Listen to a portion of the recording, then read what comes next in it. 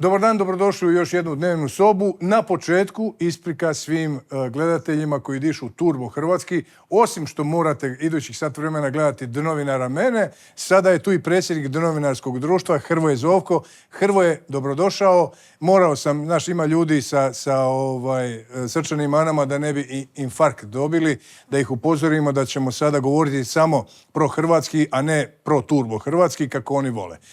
Dobrodošao u dnevnu sobu. Hvala ti na poziv, možemo i samo novinarski. Da, samo novinarski, može i to. Bez odmah. Pa dobro, dakle, evo, slučajno sam danas vidio da je danas godišnjica rođenja Josipa Reihl Kira, čovjeka kojem si ti i Drago Hedel, svi ljudi koji su radili na tom filmu, mirotvorac, odradili ste dobar posao i sada nakon eto, jednom je prikazan i na HRT-u, na javnom servisu, što je veliki uspjeh za tu tematiku.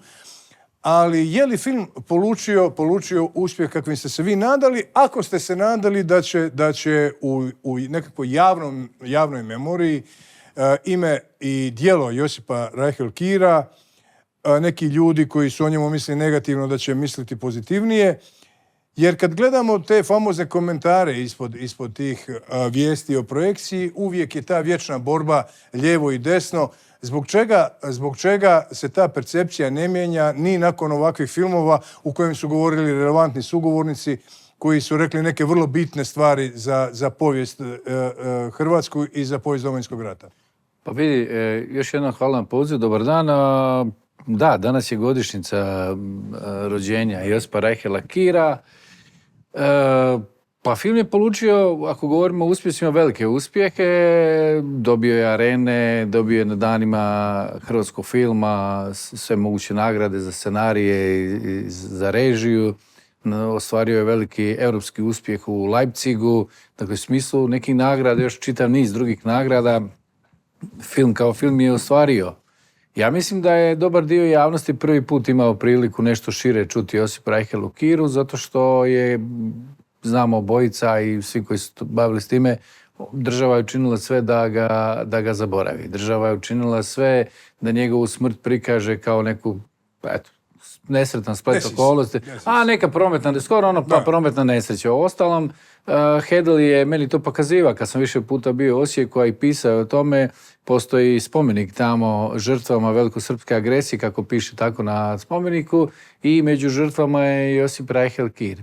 Sad, nema veze, da malo budem ironični, što ga je ubio hrvatski policajac Antun Gudelj, što je oko 32 metka ispaljeno u vozilo u kojem je on bio s još nekolicinom i što je, ja mislim, 16 metaka ispaljeno u samog Kira i što ga je ubio i što je policajac ušeta mirno s mjesta ubojstva, još 2-3 dana bio u Osijeku, što je otišao i cijeli onaj igrokaz, dakle, ništa to bez neke logistike ne bi moglo biti organizirano. A meni je najfascinantnija, jedna od najluđih izjava onog čovjeka iz Benkovca koji je lani rekao, pa mi sve znamo o Kiru. Šta bi imaš više prikazivati? Pa ne znamo sve o Kiru. Nemamo pojma. Nemamo pojma. Oni koji nisu čitali Federal Tribune ili pogledali par priloga koji su se probili negdje na HRT-u. Da, početkom 2000. Da, početkom 2000. zapravo nemaju blage veze. Nemaju veze i ono što je Hedel rekao, lakše je slaviti jastrebove nego mirotvorce. Ali interesantno, ja sam bio na promociji filma, na premijeri filma na Doksu u Zagrebu, u Kaptol centru, da nekako uvijek naivno misliš da ljudi koji dolaze na takva događanja znaju sve o toj temi. I slušao sam komentare tih ljudi koji su otvorenog srca došli to pogledati, koji su bili iskreno šokirani. I ja sam čuo dok se emitirao film Žumorenje i mrmorenje po gledalištu, nisu imali blage veze, dakle, u tim događajima. Tako, ako ne znate šta je bilo, onda bi bilo dobro da pogledate Mirotvorca.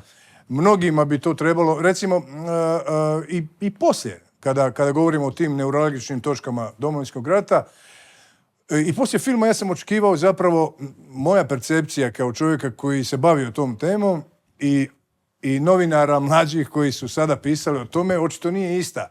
Naglašavali su druge, po meni, manje važne stvari. Po meni je najvažnija stvar, vas su napadali što ste uopće o Kiru radili film s desnice, ali najvažniju stvar je po meni rekao jedan hrvatski branitelj koji je... Nikola Jaman. Da, koji je rekao jednu notornu činjenicu za sve ljude koji su tada živjeli, gledali oko sebe i vidjeli što se događa, da je bilo provokacija s obje strane i da nije upitno, mislim, nikome ovdje nije upitno tko je prvi počeo i takve stvari, ali da je taj početak bio motiviran raznim akcijama s hrvatske strane i da se recimo na kuću Gudeljevih pucalo u režiji hrvatskih tajnih službi, koliko sam shvatio, i da je recimo na Borovo selo ekipa s Ambrostima gađala i o tome se pisalo u Feralu, o tome je Hedel pisao 100 puta. Međutim, kada sada takve istine kažeš, onda ispadaš novinarski crv, anti-Hrvat i tako dalje. Ljudi uopće ne gledaju. Bilo je lakše prije, to hoću reći. Znam, ali ljudi sad uopće neće slušati što ti i ja pričam. Da. Ljudi će, znači kad gledaš komentare, to je ko da kopaš po smeću. I najgore ti je to što, ja sam bio sad nedavno u jednom intervju i onda nakon tog intervjua na Telegramu u podcastu je krenula ona salve uvreda. Znači ljudi uopće nisu shvatili niti pratili što sam ja rekao u smislu Hrvatske radiotelevizije, u smislu izbora ravnatelja, političke kontrole, vamo tamo, relevantnosti i vjerodostojnosti programa i tako dalje. Njih to uopće ne zanima. Ali znaš, mene to nije briga što će oni pričati, nego jedino vidim da neke hulje posežu time da ti vrijeđaju roditelji. Znači, ti si sad neki tip 1000 kilometara od mog rodnog kraja ili od Hrvatske, ti sebi daješ za pravo da vrijeđaš. Kakve ti imaš veze s mojim roditeljima? Zbog čega? Meni to nije jasno. Znači, zbog čega ljudi neki koji se prikazuju kao veliki vjernici, veliki domoljubi bi spaljivali, protjerivali, vrijeđali i zapravo vrijeđaju neke ljude koji su stvarno normalni ljudi, koji žive normalne živote, koji su vjernici ili bilo šta drugo, vrijeđaju i s takvim ponašanjem. A gledaj, meni je to fascinantno kad je HRT prikazao taj film da je odmah krenulo saniranje štete. Petar Vlahov i ne znam nije njegovi gosti, oni su zvali Hedela. Ja sam tu večer baš bio s Hedelom i onda je Hedel rekao da on ne može da preporuča mene. Da. Onda su rekli ne. I onda su zvali ponovo Hedela, onda su zvali Ivana, Ramljaka su zvali... režisera, zaboravim se spomenuti. Dobro, zvali su Ramljaka i u principu mislim, Ramljak je tamo rekao što je rekao, to je sve u redu, ali njih zapravo nije ni bilo briga što će on tamo kazati, nego su oni imali svoju zadanu istinu. A znaš šta, meni je fascinantno, svi tih nekih ljudi, jer sad mi smo snimali dosta ljudi, taj film sam ja predložio Hedelu u ljeto 2019. I onda smo ga mi radili neke 2 godine sa nekim prvim timom kolegica i kolega. Onda je došao Nenad Puhovski i produkcijska kuća Faktum.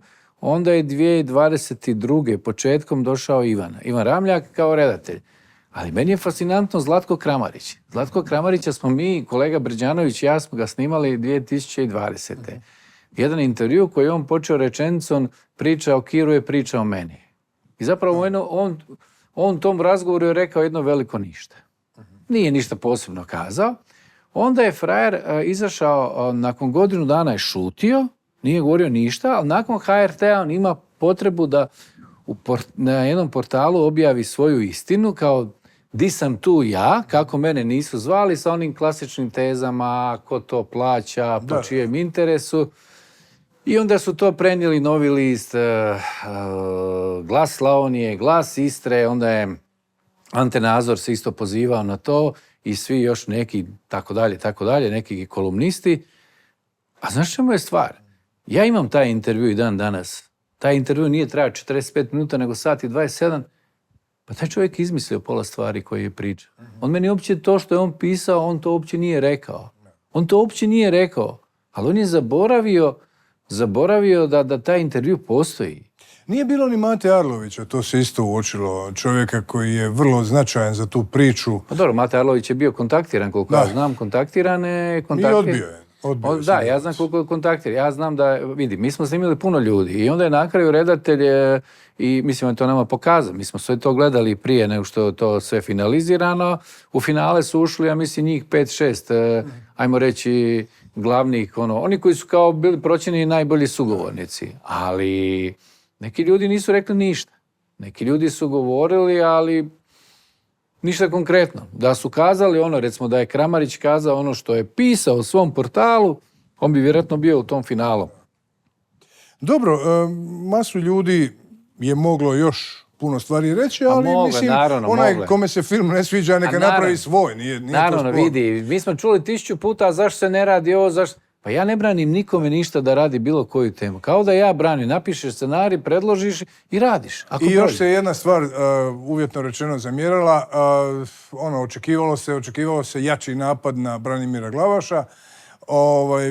Vi ste rekli neke stvari niste, ali to je isto tako procjena Ramljakova, procjena vaša u kojem ćete pravcu krenuti. Da, mislim, kako bih rekao, taj se film mogao napraviti 100 varijanti. Mi smo, Drago i ja, kad smo počinjali raditi na tom filmu, imali smo 100 nekih varijanti, mislili smo početi sasvim na drugačiji način, ali se iskristaliziralo ovo što se iskristaliziralo. Znaš, uvijek kad to pogledaš, kad se to emitira, mogao si ovako, mogao si onako. Možda danas da ga radimo bi napravili skroz drugačije, ali na kraju, kad je taj film i kad smo Ramljak i Puhovski i Hedel i ja i još neki koji su bili tamo pogledali, ok, na kraju smo rekli, to je to. Hrvoje, ti si i novinar i povjesničar.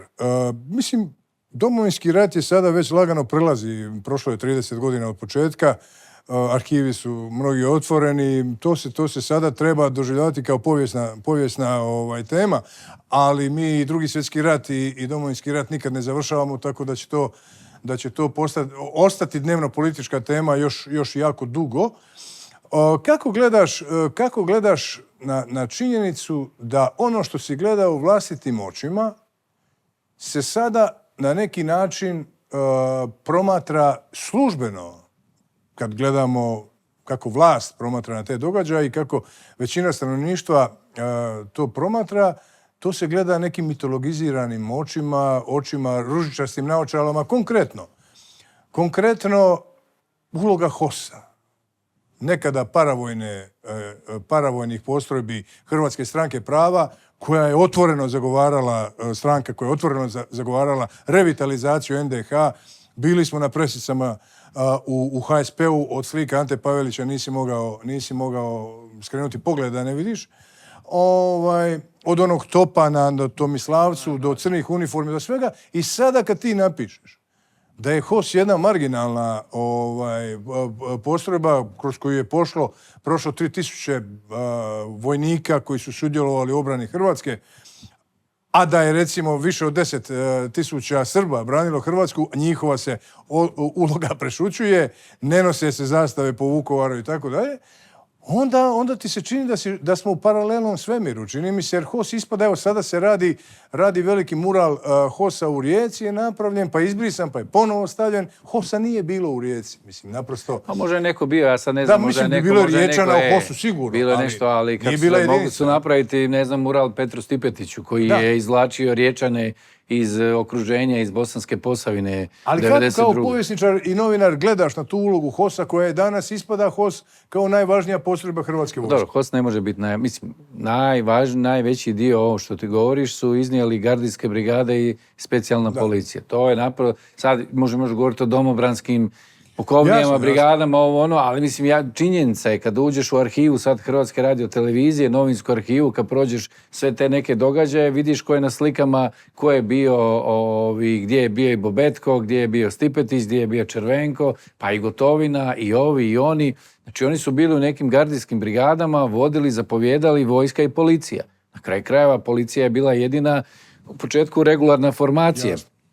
HOS je, znamo i ti i ja, da zapravo je ugašen krajem 1991. Pohapšeni su, onaj top je tu iz centra Zagreba kod glavnog kolodvora maknut, ona ekipa je pohapšena i to je bilo to. Ono što je ostalo ljudi je uključeno u Hrvatsku vojsku. Naprosto, meni je nevjerojatno da mi sada, da sve više ljudi koji su živjeli u Hrvatskoj, koji su vidjeli tu vojsku i policiju, da sada, pored vojske i policije, vjeruju u to da je HOS bio glavna obrambena postrojba. A mislim, to je postrojba Hrvatske stranačka, ovo što si rekao. Pa jasno je bilo tamo šta je govorio, kako se zove, Paraga, šta je govorio Đapić i šta su govorili... Blaž Kraljević i sve to šta nisu oni slučajno se nazvali HOS. I nisu slučajno ni nastradali, ni Paradžik, ni naravno da nisu. Naravno da Paradžik nije slučajno nastradao 1991. ni Blaž Kraljević u ljeto 1992. da to nije slučajno, ali naravno oni sad koji mitologiziraju HOS neće o tome pričati. Ali zašto Hrvatska koja se 91. barem službeno, mislim, je li to bilo iskreno ili ne, trudila tu revitalizaciju ustaštva koja se pokušavala valjati ulicama, ali tada nije, barem ne u onoj mjeri u kojoj današnja mladež misli da je to tada bilo. Dakle, nije bilo toliko ustaštva, nije bilo spremanja nikakvog, bili su neki drugi prioriteti, padalo je pola tamo istočne Slavonije, ljudi su se bavili nekim drugim važnim stvarima nego revitalizacijom ustaštva. Zašto se sada ljudi prave ludi i je li to zato što je na ovoj revivalu koji pronosi Thompson, zapravo na kraju se sve svodi na taj nesretni ustaški usklik i pozdrav koji stoji na grbu HOS-a. Pa bez tog pozdrava to ne bi ništa vrijedilo. Bez tog pozdrava to ne bi imalo to značenje. Nema smisla, ne bi imalo smisla. smisla. Ali mislim, ne može biti hrvatstvo jednako je ustaštvo. Da ti svoje hrvatstvo dokazuješ kroz ustaštvo. To nije onaj ko to tvrdi radi u interesu ove države. Onaj ko to tvrdi radi u interesu. Ti ako sad nametneš priču da je HOS i stvoriš mi da je HOS bio glavna obrambena snaga Republike Hrvatske, ti si na kraju krajeva porazio Hrvatsku vojsku i porazio si Hrvatsku policiju. Ali zanimljivo, ti si pratio vojsku, završit ćemo sada s ovim dijelom. Da. Pratio si vojsku, bio si u Afganistanu, znaš mnoge zapovjednike ratne, o Stipetiću si napravio jedan film koji je emitiran na Hrvatskoj radioteleviziji. Zašto šute? Zašto šute zapovjednici gardijskih brigada kada im se pred očima rađa neka lažna slika? Meni je to isto pitanje svih pitanja. Zašto ti ljudi šute? Ok, Pero je nažalost pokojni, Tuc je pokojni, još čitav niz, ali ima ih još uvijek dovoljno živih i svjedoka vremena. Meni je to nevjerojatno. Meni je to nevjerojatno da se falsificira. Da se falsificira povijest i da se zapravo ispada da je Hrvatska vojska i policija, posebno specijalna policija, bila potpuno nešto nevažni faktori, da su HOS, da je oslobađao sve. Niko nije rekao da oni nisu bili na nekim mjestima i položajima, ali to je ono u odnosu na policiju i vojsku i na sve ove ljude koje si spomenuo i njih naveo brojke. Pa ne može se uspoređivati. Kosovaca je bilo u Vukovaru 50 i kusuru. Radili su posao koji svi drugi. Važan posao. Bili su u ozbiljnim bitkama oko Maslenice i tako dalje, oko Islama Grčkog, oko Nadina i tako. Ali sada ih proglašavati glavnom snagom HVA. To naprosto nije točno. To naprosto nije točno. Ajde da ostavimo HOS-ovce po strani i za dom spremni da spremimo u privremeno, barem u ovoj emisiji, Ropotaricu povijesti. Da se posvetimo malo glavnoj temi, a to je novinarstvo. Ti si predsjednik Hrvatskog novinarskog društva. Nedavno si sudjelovao na skupu, sad si spomenuo, gdje se govorilo o javnoj televiziji, gdje se vas, predstavnike HND-a, poziva otprilike kao jedan ukras, čini mi se, kad. Gdje na televiziji? Pa da, mislim, kad se govori o tim temama u vladi i tako dalje, kad se rade ti vladini dokumenti, onda se voli reći da su sudjelovali i predstavnici HND-a, međutim, zaključci koji se iz toga ispada da u Hrvatskoj nema nikakvih problema sa javnom televizijom i tako dalje, pa me interesira je li Hrvatsko novinarsko društvo spremno podići recimo tužbu pred europskim institucijama protiv HRT-a ukoliko se način izbora ravnatelja javne televizije ne uskladi sa europskim zakonodavstvom, što je trenutno slučaj u Hrvatskoj, da to nije prema svim demokratskim procedurama koje poštuje Europska unija. Pa vidi, mi ćemo o tome odlučiti, donijeti odluku tužba protiv države. Da. U Europskoj komisiji i Europskom regulatornom tijelu, jer ova ENFA, Europski akt o slobodi medija, jasno kaže u članku 5 da se izbore ravnatelja Hrvatske radiotelevizije mora napraviti na način, mada oni to nisu precizirali, ali su rekli da treba napraviti uvjete da to bude neovisno tijelo i u upravljačkom smislu i u uređivačkom kasnijem smislu, da HRT bude neovisan od vlasti. Vlada je donijela uredbu o provedbi tog zakona, ali to nije implementirala u postojeću priču, tako da je po staroj priči kao izboru ravnatelja u HINA-i je napravljen bez primjene te ENFE. jasno je i tebi i meni da izbor glavnog ravnatelja Hrvatske radiotelevizije i generalno Hrvatska radiotelevizija ovisi o volji jednog čovjeka, a to je premijer. Da.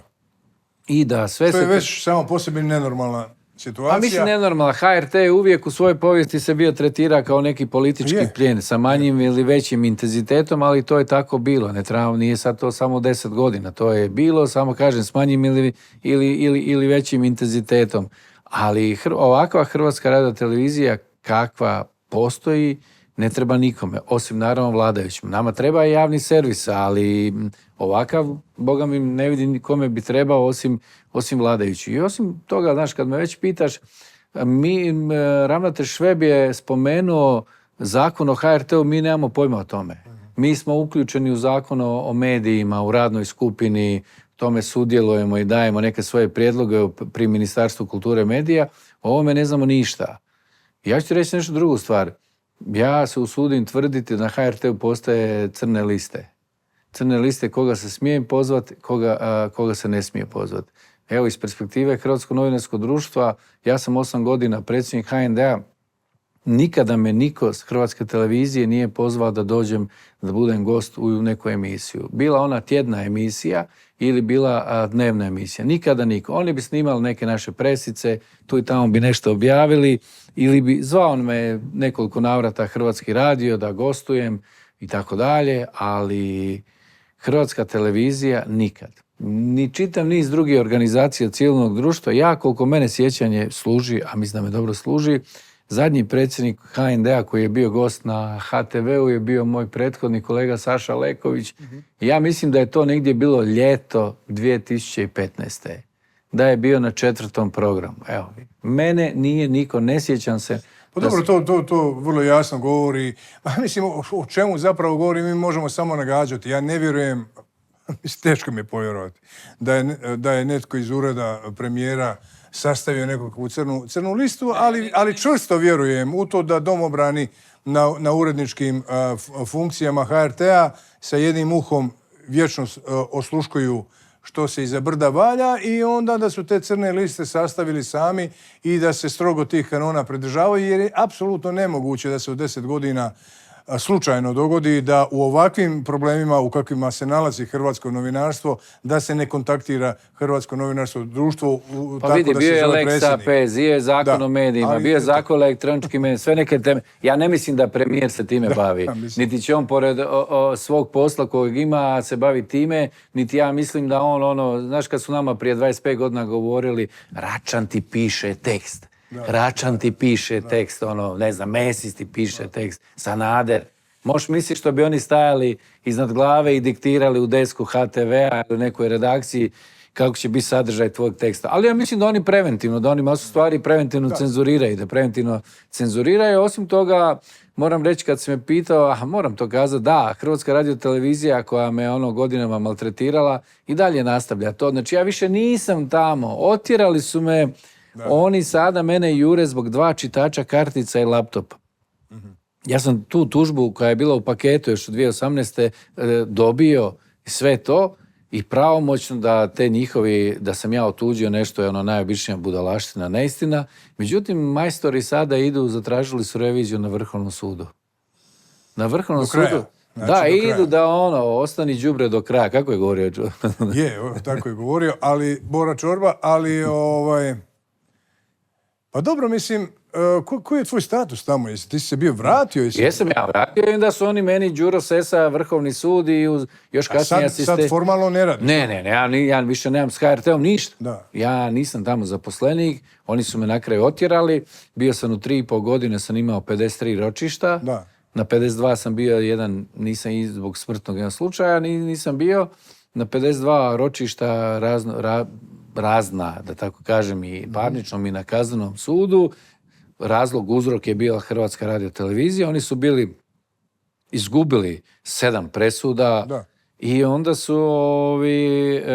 su na Vrhovnom sudu izveli jednu akrobaciju neviđenih razmjera koja nema veze sa istinom ni sa činjeničnim stanjem i zapravo su mi poništili to sve i praktički mi uručili otkaz. I onda je brzopotezno Ustavni sud 24. isto u 9. mjesecu asistirao u tome i tako dalje, i tako dalje.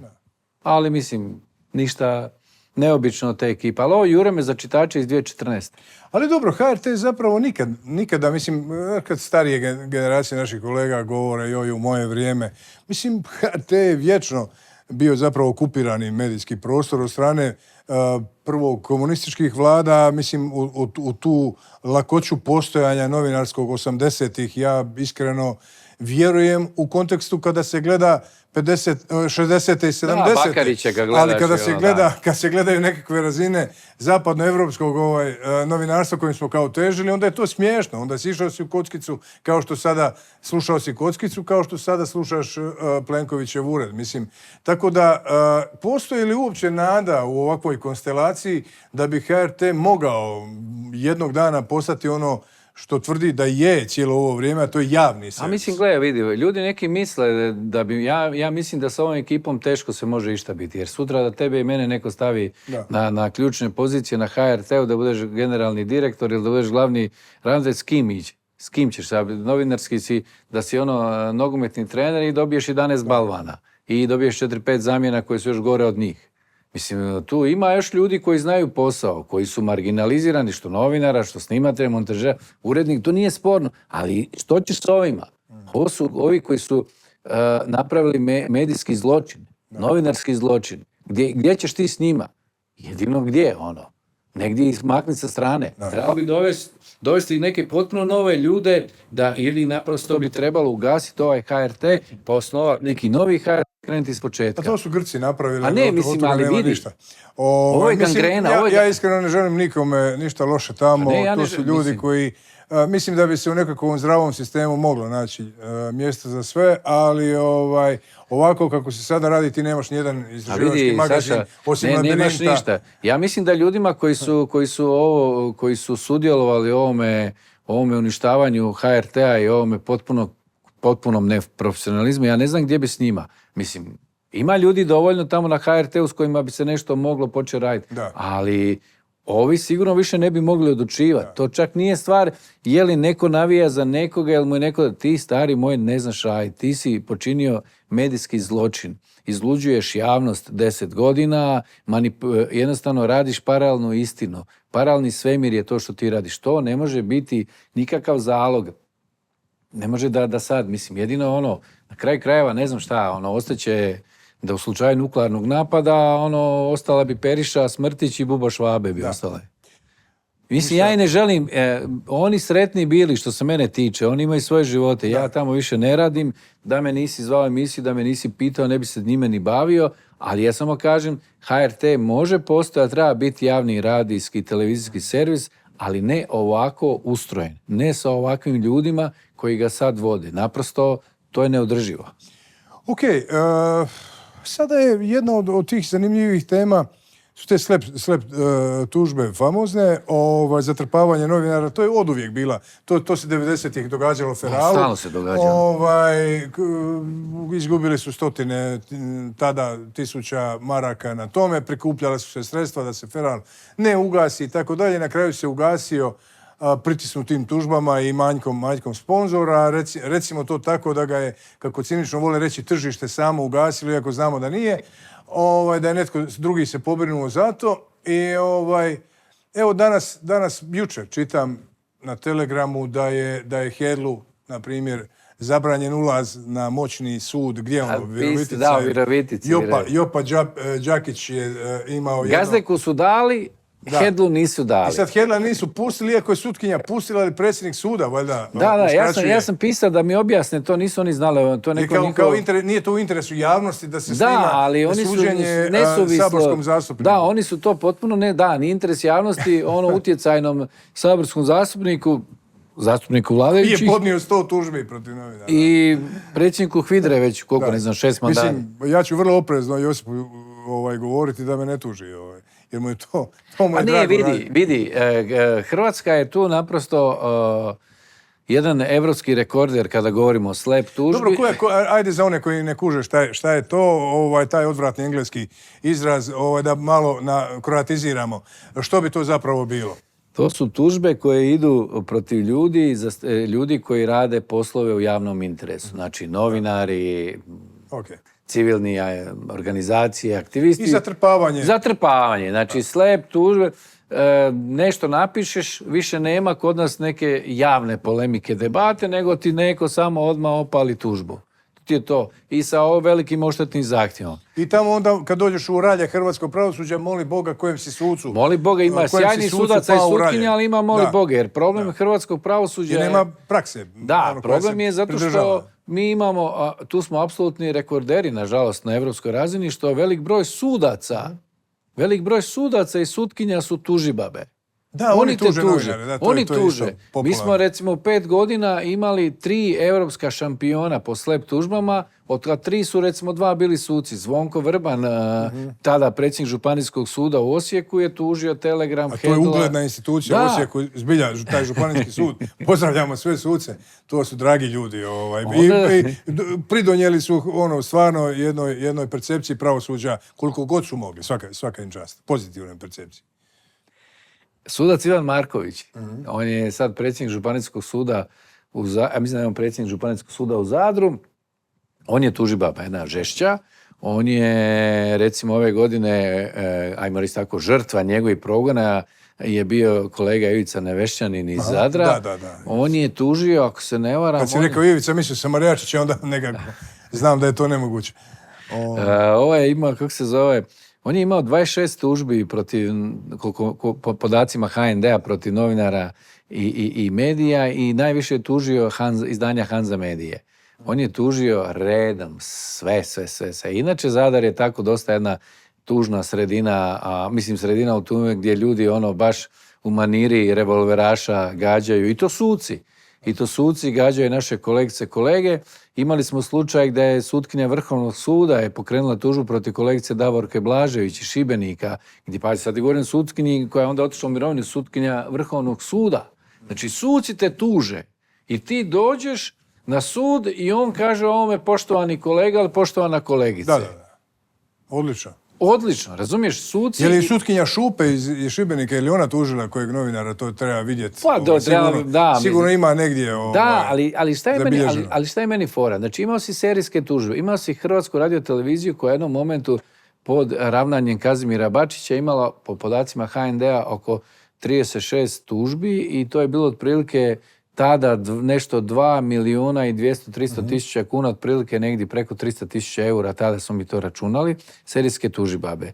Jednom momentu je Miroslav Škoro bio serijski tužibaba. Onda si jednom momentu imao Miljana Brkića, serijsku tužibabu, koji tužio sve žive. Sude mi, ali volim i ja sudi drugima. I onda je bila ova neka zastupnica u vrijeme još Davora Bernardića, dok je bio predsjednik SDP-a, Romana Nikolić, ja mislim da se zove Romana Nikolić, ona je nešto tužila, sve žive. Znam da je Gazde kod nje izgubio jedan postupak, a dobio njega su tužili Tolušić i ovi i oni, sve ih je dobio, ali od ove izgubio.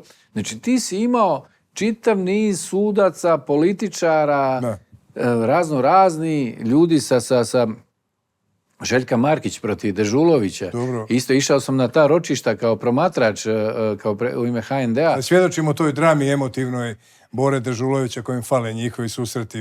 Čitao si na fejsu, Boro je to stvarno opisao više puta. Jer ljudi se vežu. Kad se toliko srećeš u hodnicima Županijskog suda, Borino srce nije izdržalo i njemu fali želje. Ja i Boro smo se viđali. Ja bih završio svoje ročište. Novinari se druže na hodnicima Općinskog suda u Zagrebu. Bio je jedan slučaj kod istog suca, i to je sve bolje, ja sam izašao sa svog ročišta i on dolazi, ja sam bio tamo s mojom odvjetnicom Vanjom Jurić i mi izlazimo, a eto ti Boro naš čeka sljedeći. Rošada. Da. Ali vidiš, kad već govorimo o bivšoj firmi našoj, Kazo Bačić, sad su ušlo je u 6. sezonu protiv Branka Mića i Gorana Gazdeka zbog povrede ugleda i časti. I to stvarno velikog ugleda i još veće časti. Pa, znaš kako je, mene ljudi pitaju kako si izdržao. Ja sam, kad dođeš na ročište, moraš slušati šta neko priča. On je tada taman izašao iz Remetinca i došao je svjedočiti u postupku protiv mene. I on je rekao, da sam ja osramotio ugled i čast. Kad sam ja rekao da postoji cenzura na HRT-u, da su njemu ljudi trčali, došli i plakali. Uplakani. Kazu, je li to istina? Ako je to istina, mi više ne možemo raditi u kuću koja se cenzurira. Pa to je. Imali su noćne more, budili se u snu i tako. Da. Znam, teško je pod ovim novinarskim pritiskom biti ravnatelj HRT-a. Da, ali pazi ljude, kao ljudi koji su mu dolazili rekli, ako ovdje postoji cenzura, mi tu nećemo raditi. Čovječe, vidi. Sami si nisu nikad mogli vidjeti da na HRT ima cenzura, a? Da, nema jednostavno. Možda nisu nikad radili ništa iz novinarskog posla, pa nisu ni naišli na cenzuru. Jedna voditeljica Dnevnika koja je bila u mojim tim ročištima, gdje je čak sud pisao da je nije poklonio povjerenja. Više je bilo previše i kazne i parnični, ali jednom od tih gdje za prvi čas je rekla, ja nisam nikad čula da je neko spomenuo, vezivao HRT za cenzuru. Ja to nikad nisam čula. Pa to je genijalno. To je baš ono... Nikad nisam čuo da je neko napisao. Da pišem neku knjigu o HRT-u, to bi bila uvodna rečenica. Da voditeljica Dnevnika na toliko kontroliranom mediju ne primijeti cenzuru, to je baš genijalna stvar. Dobro, čestitam kolegici i baš mi je drago zbog nje. Ali idemo dalje, mislim, a to zatrpavanje tužbama neki novinari su, mislim, to nije bezopasno. Dakle, nije, to ti je klasično zastrašivanje. U slučaju Danke Derifaj, na primjer, to nije uopće bezazleno. Ne, nije dakle, bezazleno. Ti si te tužbe uvijek prate tam bubnjevi po raznim portalima koji navijaju da se nekoga kazni ako može fizički. Slažem se, a sve je točno, ali ti hoćeš reći, njihova svrha je primarna zastrašivanje. Gašenje medija i financijsko iscrpljivanje. Pogotovo ako si još i neki lokalni medij koji nema puno novaca i sad ti izgubiš 10, 20, 30 ili 50 tisuća eura, to ti je ključ u bravu. Ili preventivno. Ti kad si, meni je recimo bilo 3 puta sam bio u tjednu na ročištima, ti nisi sposoban više ništa kad ti provedeš 5 sati. Znači naše kolegice, kolege, kad provode umjesto na zadatku... Nisi sposoban napisati niti kraći antihrvatski tekst nakon toga. Ali će ti ljudi reći na kolegiju, znaš, joj nemoj može djelovati na to, nije isključeno da kaže neko joj nemoj sad da se bavimo tim, jer opet se moram kačiti po sudu. Znači on ima vremena.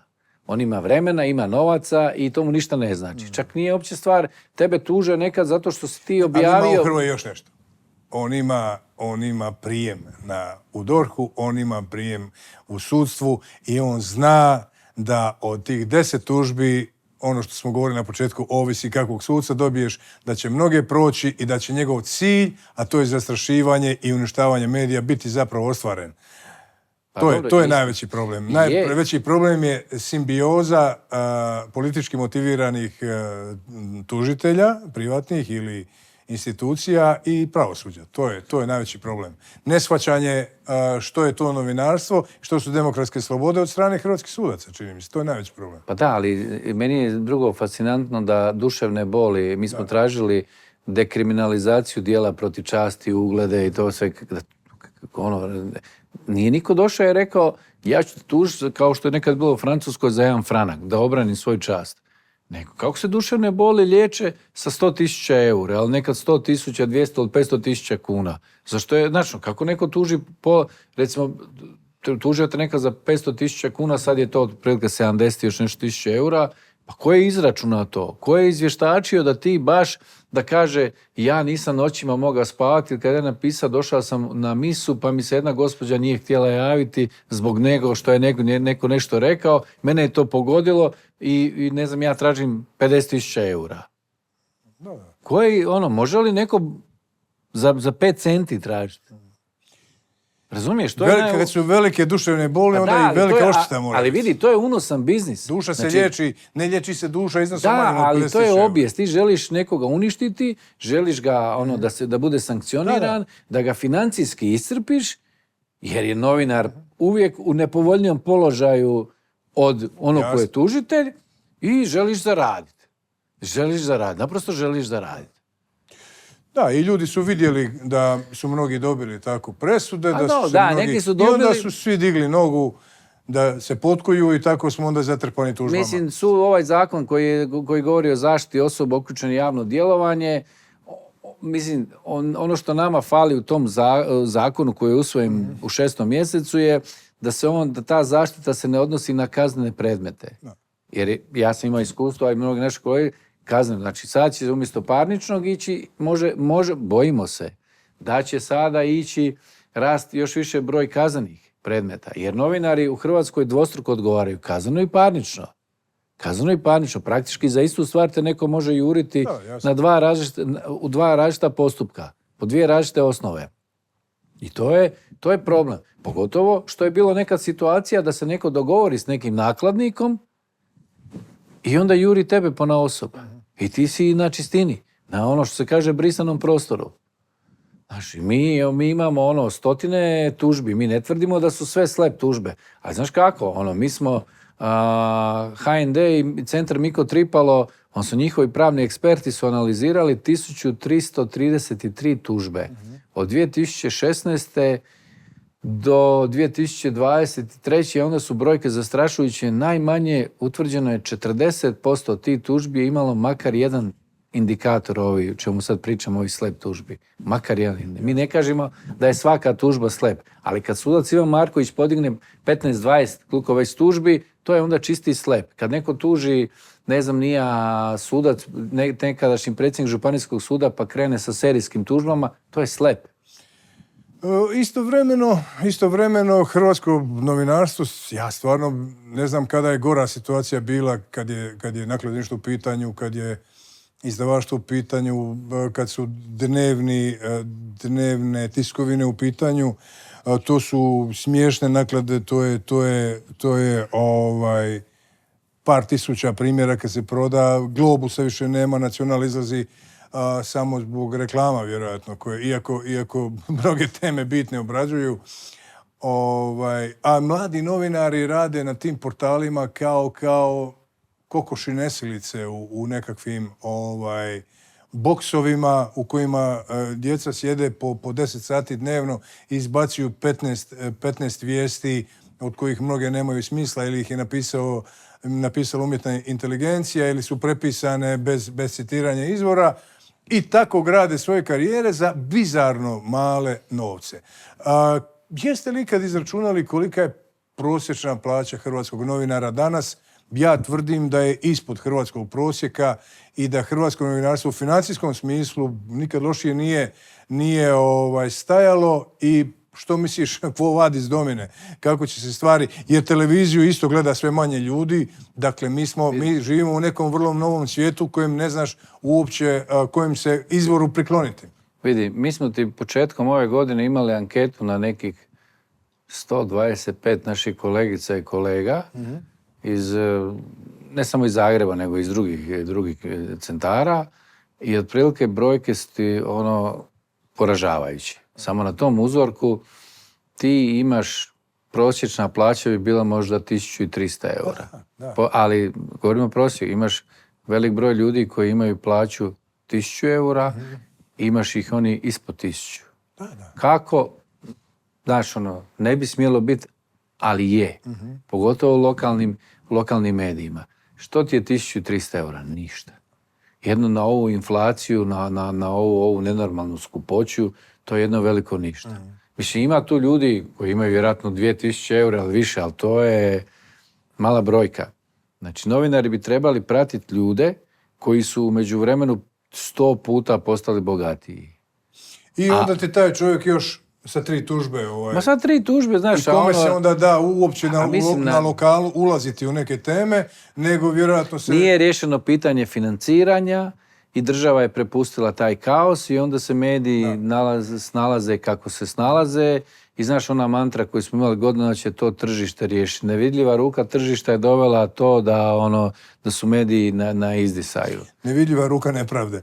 Pa da, ali mi pričamo stalno, znaš, mene to sve o medijskim industrijama. Znaš, novinarstvo ti tu bude kao neki usputni ukras. Znaš, kao nešto usput, Što je sa lokalnim medijima? Vi ste tražili, veći gradovi, neki su to odobrili, da se osnuju nezavisne komisije.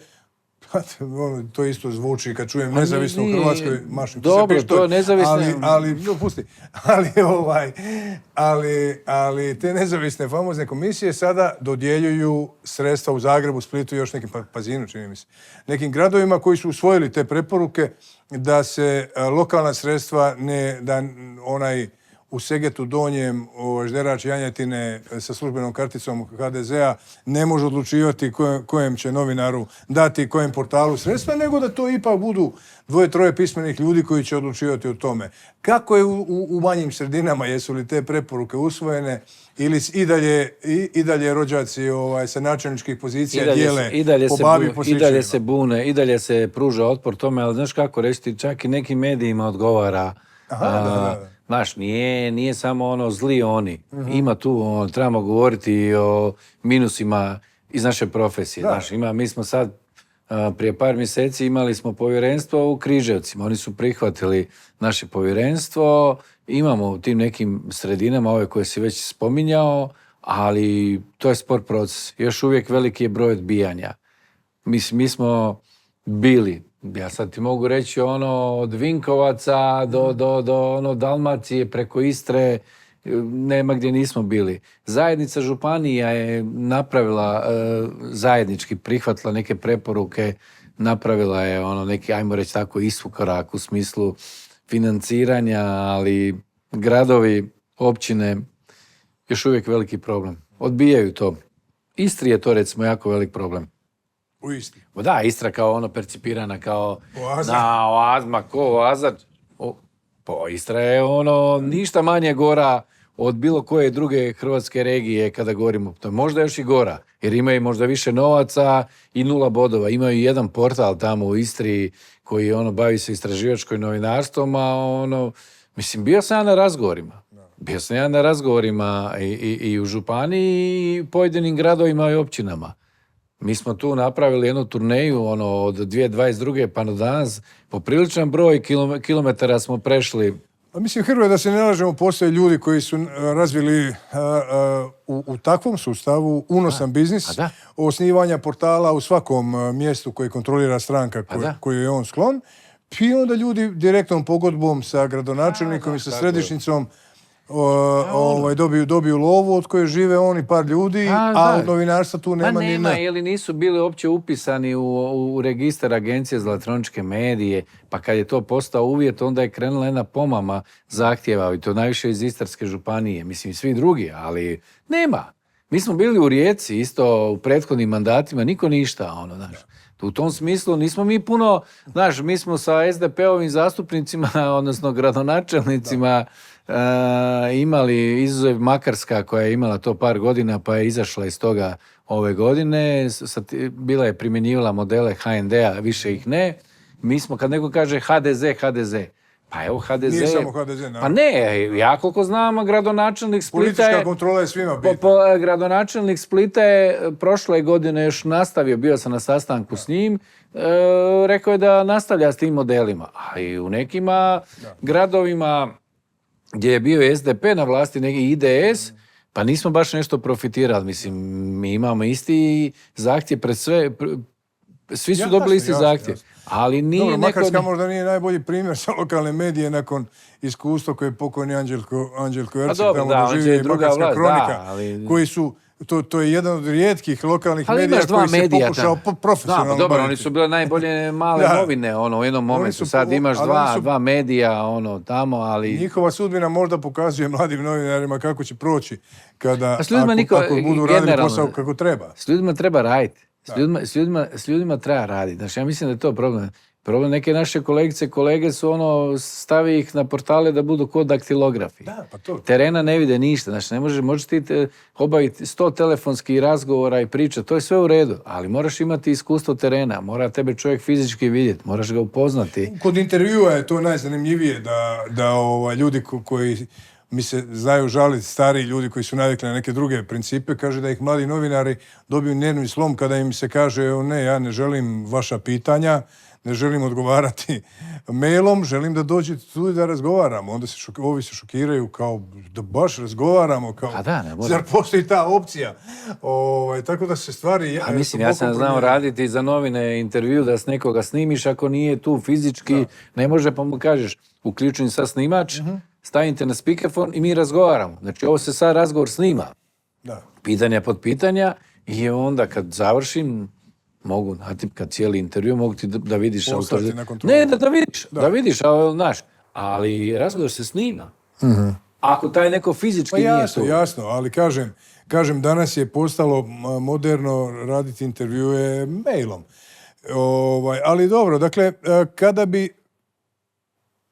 bi, glupo je govoriti možda o najvećem problemu trenutno hrvatskog novinarstva, sada smo dva akutna, mislim, spomenuli. Pa financiranje, primanja novinara koji su egzistencijalno ugroženi, HND na kraju ispada kao neka socijalna ustanova. A ne financiranje, znaš, financiranje, jer kako bih rekao, mediji su generalno globalno siromašili.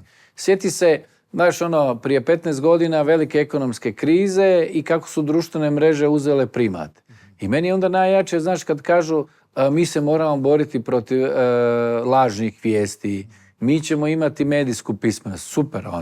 Super. Ja sam malo tu skeptičan, mislim, treba i to, ali znaš, kad pričamo na hrvatskoj varijanti o medijskoj pismenosti, je svako dijete jedno odustane od novinarstva. Pa daj, podrži medije ozbiljne da se bave. Podrži medije da se bave novinarstvom, financijski podrži, pa ćeš se onda boriti protiv lažnih vijesti. Znaš, a osim toga, greška je medija što su oni, nekad su imali edukativan, kako rekao, karakter i, znaš, kritički su učili ljude da razmišljaju. To podilaženje isto u smislu sadržaja, laki nota ljudima kao pod devizom da to ljudi vole, ja nisam pobornik toga. Ja mislim da ljudi vole ozbiljne stvari kad ga ti odgojiš i naučiš. Jer ova vrsta kretenizacije koju mi generalno u društvu imamo, ti se sad pitaš na početku ovog razgovora mogu li ljudi vjerovati da Hrvatska vojska ili policija nisu sudjelovali u obrani države. Pa očito bi po ovome što se sad, hoću reći da se vratimo propagira, možeš vjerovat, ali je to povijesno netočno. Niko nije rekao da neko nije bio tamo negdje i da je izgubio glavu i da neko nema To nije niko rekao, ali gledaš cijeli kontekst, kako je nešto nastalo, s kojim simbolima, koji je povod bio, razumiješ? I onda kažeš, ovi svi nisu postojali. Postojali su ovi. Pa stani malo, postoje živi svjedoci. Postoje živi svjedoci i postoje stručnjaci u raznim sferama koji po mom iskustvu najčešće vole šutjeti. Pa vole šutjeti jer se ne žele... Ne želi niko više u ovu kloaku uvaliti međumrežje interneta u kojoj ćemo neko...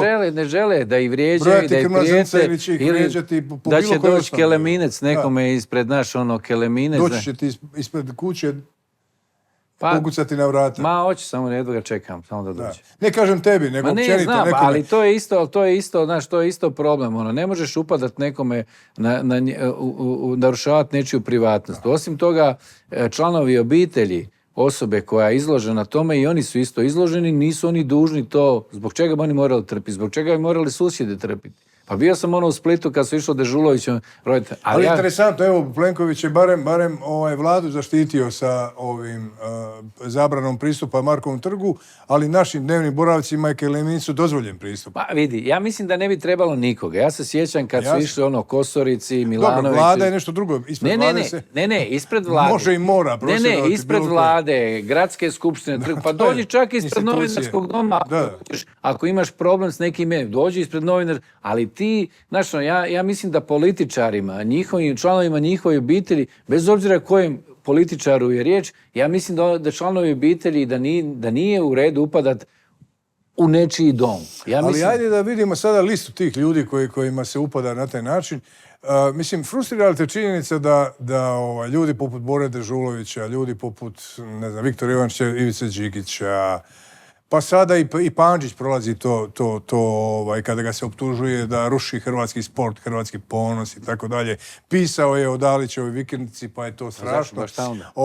I takvi ljudi, Danka Derifaj, ti, šta ja znam, i Drago Hedel, su proglašeni antihrvatima i tako dalje, a zapravo si sve što si radio cijelu karijeru pokušavao si i skupa sa svim tim ljudima ovu zemlju napraviti civiliziranijom, napraviti je takvom kao što u Ustavu piše da bude jednaka za sve građane i ono ako si vidio da je car gol, ono nisi mogao izdržati pa si rekao, gled, car vam je gol. Mislim, naravno, vidi, poštujem zakone, plaćam porez ovoj državi i ne znam nije šta, koji svako od nas, živim tu, razumiješ, da mi neko dođe iz Australije, iz Njemačke ili iz Amerike preko društvenih mreža poručuje da stari moj, di si ti, di sam ja, znaš, volim državu kojom plaćam porez, kraj priče, živim tu, Meni je to nevjerojatno, znaš, meni je to nevjerojatno, sve ljude koji si nabrojao, rade stvari praktički, rade stvari koje su u nekom javnom interesu, to već godinama, desetljećima. I šta je netočno u tome? Šta je netočno? Znaš, ja se sjetim uvijek to, kad je meni, ne znam, 90-ta je bila, jedan tip mi je rekao, više volim da me naši pljačkaju nego Srbi. I ja sam mu rekao, znaš šta, stari, ja ne volim da Miko pljačka. I onda on mene gleda, pa kao što si takav Zovko? Pa nisam takav, samo sam ti pa kao ti, pa dobro naši, ali ja kažem koji naši? Ja ne želim da me iko pljačka, vrlo jednostavno. Uopće mi je svejedno kako se on zove i koje nacije i za koga navija. Potpuno mi je nevažno. Ti razumiješ koji je to poremećaj? Isto kao što 2016. radio si na HRT-u, kada su došli ovi smjene, onda su tamo neki po hodnicima, onim prisavskim na 3. katu govorili, ja i znam, aj sad možemo reći konačno da smo Hrvati. 2016. Pa sad evo, skrivena kamera. Evo ja ni 2026. ne mogu reći se Hrvat čovječe. Mislim, takva su vremena. A di je pisalo u jednom dnevnom listu? Ja kao, teško je sad biti Hrvat i vjernik. Pa da evo, Daliću čovječe, ne daju da bude Hrvat i vjernik. Kakva su to vremena došla? Pa to su, mislim, ti naslovi su potpuno budalaštine. Ti naslovi su suluda, čovjek ima rezultate, 2., 3. mjesto i ne možemo ih niko uzeti. I ne možemo ih niko uzeti i zašto bi neko uzima, volio ga, ne volio, ima je, mislim, sviđa se ili ne sviđa, vam precizno, čovjek ima rezultate. Ima i kuću na Dravi, ne možemo je niko uzeti i tako dalje. Ajde da završimo s Dalićem, idemo na ove lakše teme. Za one koji ne znaju, Hrvoje Zovko je manijak, ozbiljan manijak pop kulture. Jedan od onih udava koji kad s njim pričate u muzici, onda vas on pita ona pitanja sa pub kvizova. Vi kažete da ste slušali Clash, onda on kaže, a tko je bio 2 dana 77. njihov bubnjar kada je ovi glavni nije mogao pa je uskočio i on takve podatke zna. Pa ajde, manijače pop kulture, reci nam odakle, je li neka devijacija u djetinjstvu nešto dok si tamo uz Vrljiku šetao u Zmijavcima pored Imotskog, uzrokovala ti pored živog Liverpoola navijaš cijeli život za Manchester United i da si toliko fasciniran. Kad vidim ovo Hajdukovca, ajde još, ali ta ekipa kao, mi smo Liverpool, mi smo You Never Walk Alone, kao svi smo kužiš, mi smo Liverpool. Svi smo mi Liverpool. Ne, ozbiljno, za one koji ne znaju, stvarno si manijak Manchester Uniteda, većina tvojih fotografija je u nekim dresovima Manchestera. Slučajno sam uz Deju Ačimovića, čovjek koji te najviše usrećio u životu, kada smo te upoznali sa Kantonom, kad je bio na promociji Anke filma Dejanovog u kojem je i glumio. Pa reci mi, muzika u tvom životu, rock'n'roll, stvarno to je jedan od najvažnijih dijelova tvog identiteta. Pa vidi. Što slušaš danas? Što slušaš danas i što je kanon tvog interesa muzičkog? Ti si ljubitelj Beatlesa, Stonesa i tih starih klasične muzike. A ne, vidiš, majica Paul McCartney. Da, vidio sam. A vidi, moj otac i majka su slušali rock'n'roll, svi moji rođaci oko mene su slušali. Slušali ste Jugoslaviju slušajući BBC, priznaj. Ne, Radio Luxembourg. Daš, od malena sam slušao i od malena sam zavolio Beatlese. I ništa mi nije, niko kao Beatlesi. Apsolutno najveći bend, sve to, Beatles and the Stones.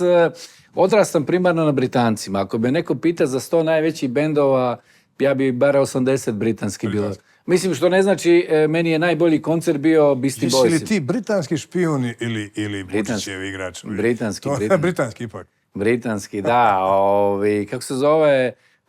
Ali Beastie Boysi su mi, recimo, njih sam gledao 95. u Tivoliju, najbolji koncert. Bio sam na nekih otprilike više od 300 velikih koncerata kad bi brojao, krenuo sam u Prološcu, ono, kod nas za 1. maj, parni valjak, onda sam Parni išao... valjak, bilo je riblja čorba, ne Riblja čorbu sam gledao, riblju čorbu sam gledao. Gdje je Bora voljen u Prološcu, kao igra i nogu. Jaki i svi ostali koji su Ne, dolazili. gledao sam to, onda sam preko Zagreba, svi ovi koncerata kad sam došao, onda jugoslavenske scene, pa kasnije Hrvatske, nakon raspada Juge i sve, pa sam onda preko Beograda, Ljubljane, Beča, Berlina, Minhena, Praga, Manchestera, Njujorka, Los Angelesa, išao na sve moguće koncerte i meni je to sastavni dio života, glazba. Volim ja razne žanrove. Ja sam volio slušati Madonu, sve ove Britanije, punkere, Dobro, što se spominja. isjećemo ovaj dio u kojem kaže da si volio slušati Madonu, da te ne kompromitiram. Ali ne, odmah.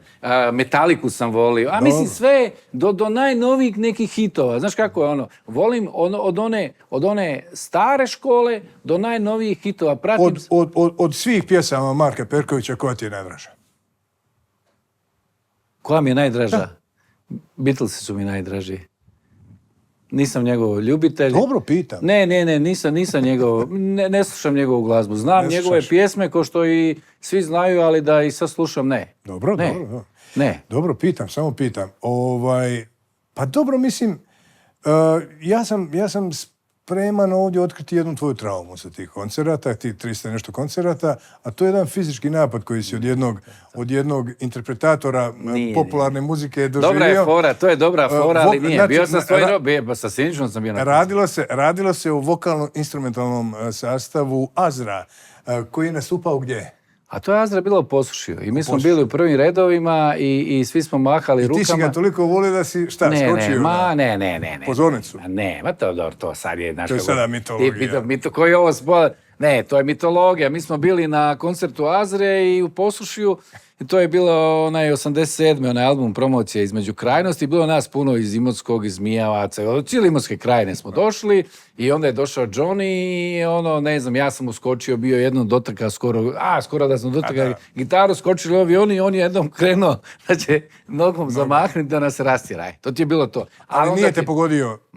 A kasnije Johnny je bio nogometaš da te pogodio puno mnogo. Kasnije je bila zezancija da je Johnny... Povijest hrvatskog novinarstva bi ko zna kako ne, kasnije je bila priča da je Johnny nas izvukao na stage, da je udara. Ne, pa pričalo se, da. Pa ja znam, poslušao sam priče. Priča je bila dobra, ali ja ti govorim šta je. Siniša i ja smo bili su... No, nećemo sad privatizirati, ne znaju ljudi koji Siniša, to su naši lokalni, moji rođaci. Da, bili su Mate Mila, pa ne, naši prijatelji, Mate Milas i ovi svi Guderi, pa svi ovi koji znamo sreći. Dobro, pa Dalmatinska Zagora je obožavala Azru, to je jedan fenomen. Sinj, Imotski, Vrgorac, vjerojatno i Knin, su bili postojbine Azre. Ja sam ih gledao u zadružnom domu u Runoviću. Vjerojatno ste vi iz Mijavaca niste željeli ići jer je to u susjednom domu, ali bilo je tako kako je.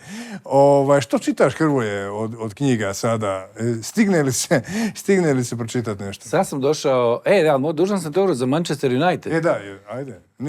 Nisi dužan, ali znao sam da ću se vratiti. Dinamo i Manchester United. Dobro, da, čovjek navija za Dinamo. Okay. A nije, da, kao ima i takvi kao... A nije, ja sam gledao kad sam bio mali Barcelonu i Manchester i za tada ti je za Barcelonu igrao Maradona, Schuster i ta ekipa, bio neki kup UEFA prije 40 kusur godina i onda ti je, nije bilo sudačke nadoknade, ali je bilo navlačenje za Barcu, to sve... To je utakmica trajala kao onaj slučaj Maksimović. Partizan. To je beskonačno trajala i dobila je Barca 2-0. Ja sam užasno bio ljut, istraumatiziran, gledao sam te Engleze, crvene majice, super, dresovi, Brian Robson, Norman Whiteside, ja mislim da je bio onaj Frank Stapleton, znao sam i sve napamet. I onda sam ja čekao 2 tjedna, želja, neke osvete, i onda su oni došli i 3-0 i dobili na Old Trafford. I to je to. I ja sam rekao, brate, znaš, to je to, A s tim da je stari moj, spominjao Manchester, Liverpool, jer mislim, Beatlesi su iz Liverpoola. Da možeš birati večeru između 1-1. Roy Keane, Alex Ferguson. Čovječe. Sofijin izbor. Kako težak izbor, bogati. Ferguson. Ali Ferguson, teško... Ipak komandant. Ipak. Ali, naš Roy Keane je što kaže... Brat. Da, ono, kad pitali Cristiano Ronaldo koji mu najveći kapetan, on kaže imao sam puno, ali Roy Keane je najveći. El Capitan. Da, ono, Iako i Cantona, ja bi s Cantona dobro da Cantona, ono, ja se sjećam neke utakmice u Londonu kad je bilo United Arsenal i onda je neki igrač Arsenala provocirao Phil Neville, ne znam, Gary Neville i smijao se. Najlakše njih dvojica. I onda jednom momentu mu smiješak nestaje, kamera prikazuje Roya Keana, kako ga juri. Dođi. Nije više, pa lako je. Volio bi ja... Roy Keane je Štimac. Mene je podsjećao na Štimca. Pa vidi, ja bi volio ove sad što su bili Argentinci na kraju finala, da su imali na Ramosa ili Roya. Da, bilo bi lijepo. A ne bi ih ni Štimac, kojeg sam gledao protiv Majorke u onom famoznom tunelu, bio sam s pres iskaznicom, tada gledao sam ga. I tad, u tom trenutku bio sam ponosan na Štimca, u mnogim drugima nisam, ali našim klubovima fali, pogotovo Hajduku, baš takvih klikova poput Kina. Ja mislim da fali generalno onaj Tony Adams, daš ono... Fali ti i jedan Terry na karakteri, znaš, fale ti ovaj Roy Keane, Cantona i tako dalje. Hrvoje, pošto nakon ovoga drugog mandata u Hrvatskom novinarskom društvu, vjerojatno ćeš teško naći posao u Hrvatskom novinarstvu, onda mi ovdje dijelimo i poklončiće koje priprema poseban tim u Jesenski i Turk izdavačkoj kući. Krize i upravljanje krizama, čovječe. PR je naša budućnost, čini mi se, mada nas dvojicu neće ni u PR uzeti, ali ovako, ti prvotimaca Dejan Ajduković, Blaženka Divjak, Nataša Glavor, Tihomir Hunjak, Tihomir Katulić, Davor Labaš, Robert Mikac, Marina Pavlak, Damir Prskalo, naš kolega, ekspert Božo Skoko i Barbi Svetec sastavili su ovaj zbornik o krizama i upravljanja krizama. Ja bi pročitao što piše na ovoj zadnjoj, ali neću se upuštati u to, zato što ne vidim apsolutno ništa. Font je unutra malo bolji, tako da evo, s nadom da ćete nečemu naučiti i kroz tvoje krize i brodolome, sile i haribde tvoje profesionalne karijere pomoći ti da pripremiš bolji javni nastup. Može, ali što si rekao za knjigu Tomić? Tomić? Ante Tomić. Da, Ante je izdao novu knjigu Kraljević Marko Slobađa Imotski, svima je preporučamo. Ja sam pročitao jedan dio, još uvijek se borim. Reci mi samo najdražu pjesmu Beatlesa, za kraj. Strawberry Fields Forever. Strawberry Fields Forever, nadamo se i da će dnevna soba trajati forever, a da ova neće trajati forever, evo sad je ovo dokaz jer završavamo. Hrvoje kasni kod punice na ručak, znači prioriteti se znaju. Vidimo se za tjedan dana s nekim drugim turbo zanimljivim gostom. Hrvoje, hvala ti na gostovanju. Hvala na poziv, Saša. Pozdrav svima. Pozdrav.